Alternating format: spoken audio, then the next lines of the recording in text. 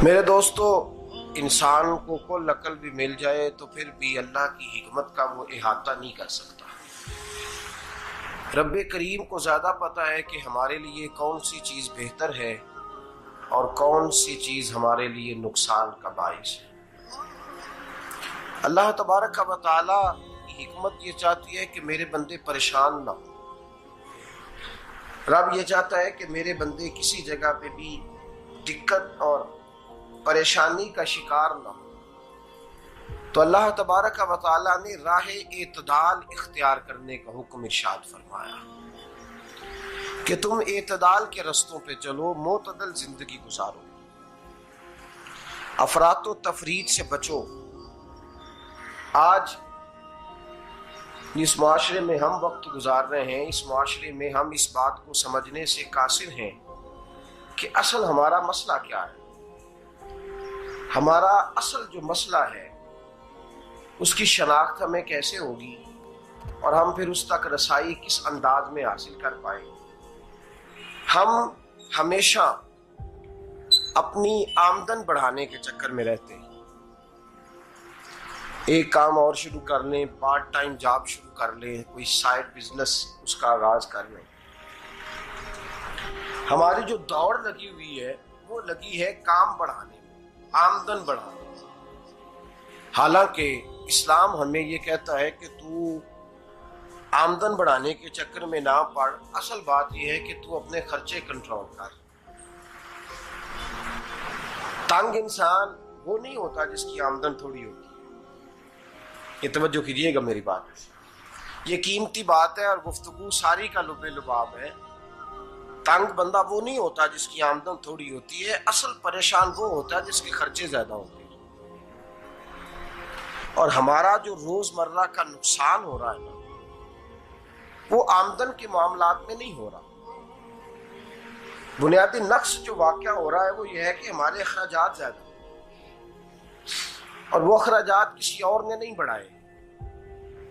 वो खर्चे हमने खुद बढ़ा लिए हैं और अब हमें उसका नुकसान भुगतना पड़ रहा है। और अगर आप सही मानों में टटोलें तो जो बहुत अमीर लोग हैं वो तो उन खर्चों से बच गए। मैंने बहुत सारे ऐसे खत्मात में शिरकत की है। मैं बहुत सारी ऐसी जगहों पे गया हूं कि जहां लोगों ने बड़ा मुख्तसर सा खत्म दिलाया है तो हो गया है खत्म। खत्म के मामले में कब किसी ने पाबंदी लगाई है कि उसमें 200 आदमी शरीक होगा तो तब ये साले सवाब सही हो सकेगा? कौन कहता है? या शादी के मौके पर अगर सारे बहन भाइयों को न बुलाया गया तो मेरी शादी पाया तकमील तक नहीं पहुंचेगी, इसमें बरकत नहीं होगी। ये किसने फतवा दिया है? मोतदल जिंदगी का इस्लाम हुक्म देता है।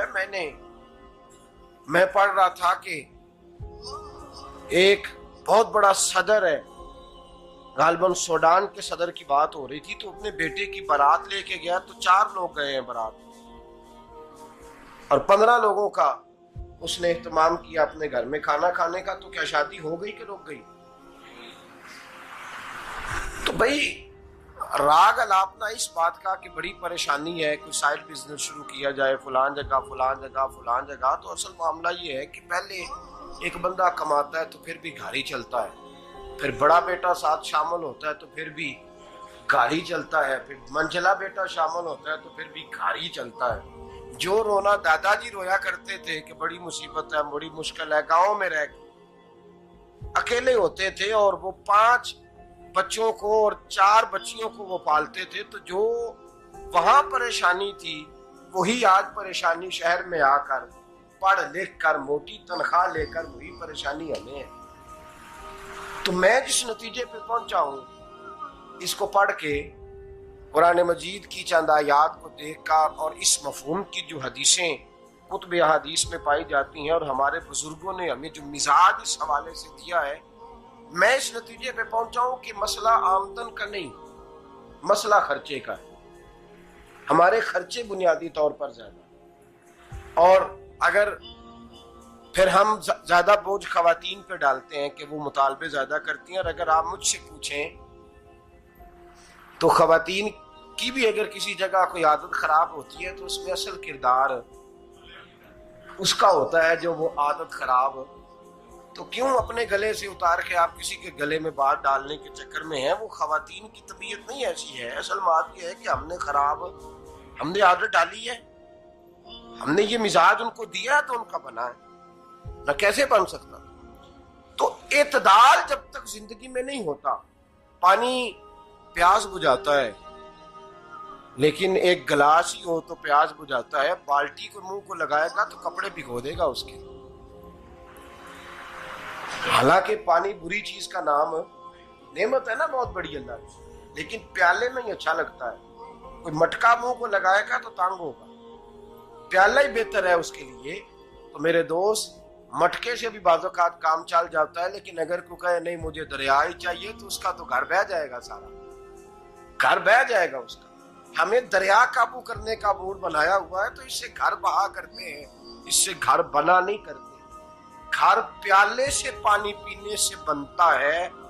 अगर तू दरिया पे कब्जा करने का मूड बनाएगा तो घर बनेगा नहीं, घर बह जाएगा।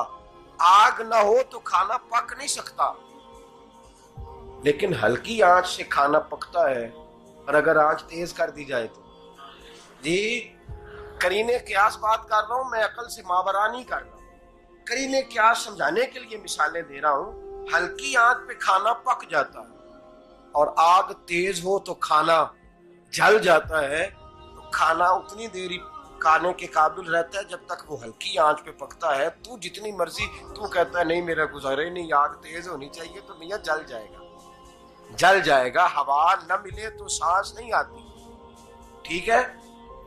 ऑक्सीजन ना हो तो सांस है, हवा ना चले तो गुजारा नहीं होता। लेकिन अगर तेज जले ना, अगर तेज जले तो तेज चले तो आंधी और तूफान बन जाए तो छतें गिरा देती है, जाने ले लेती है।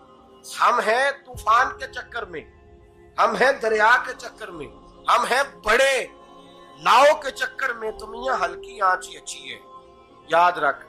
और एक गिलास पानी का एतदाल से मिलता रहे तो वही मिलता रहे, जरूरत के वक्त वही बेहतर है। तू पूरे दरिया पे कब्जा करने का प्रोग्राम ना बना, तंग हो जाए। और मेरे अजीज याद रख, हवा सांस लेने के मुताबिक मिले तो वो ये अच्छी है, जो सांस बंद करने पे आ जाए वो हवा अच्छी।